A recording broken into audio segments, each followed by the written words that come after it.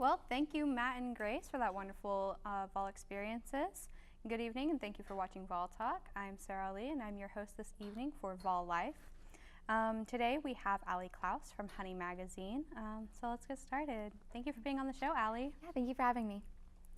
So what exactly is Honey Magazine? Can you give us a little bit of background? Yeah, so Honey Magazine is the first female-centered publication, not only at the university, but also in Knoxville for college-aged women.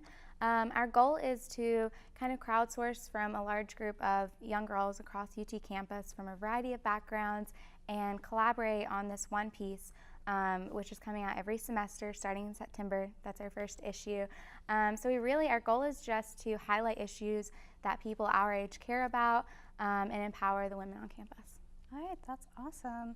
So what inspired the creation of the magazine? Yeah, so I've worked in student media at the Daily Beacon for the past 3 years since I was a freshman student. And it wasn't always exactly what I wanted to do.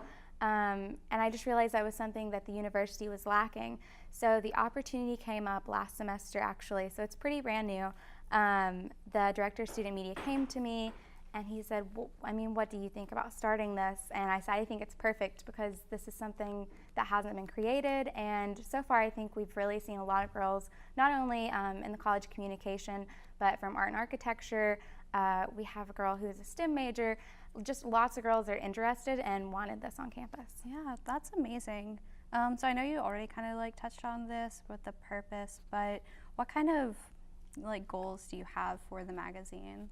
So our first issue publishes in September.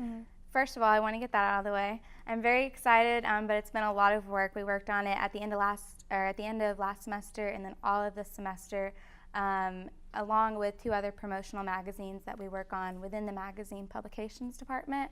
But our long-term goal is probably to make it more of a digital magazine, because that's where people our age are looking. So to really build up a website, to make it kind of personality branded. So I want the people to know who's writing the stories, who's making the videos, and know that it's girls just like them.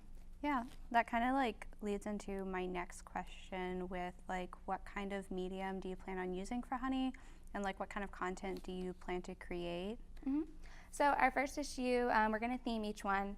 The first one for the fall is going to be kind of about women leaders, but we're not focusing so much on the women in the community that are already established. So Mayor O'Hara, the owners of Magpies, they're amazing women, but we're focusing on women our age who are doing that and starting early. So it's kind of an up-and-coming, we're the future type issue.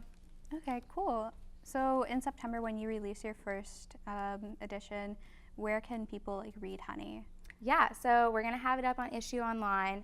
The print copies are going to be all across campus, and hopefully we'll get them into some boutiques and coffee shops around Knoxville. That'll be fun.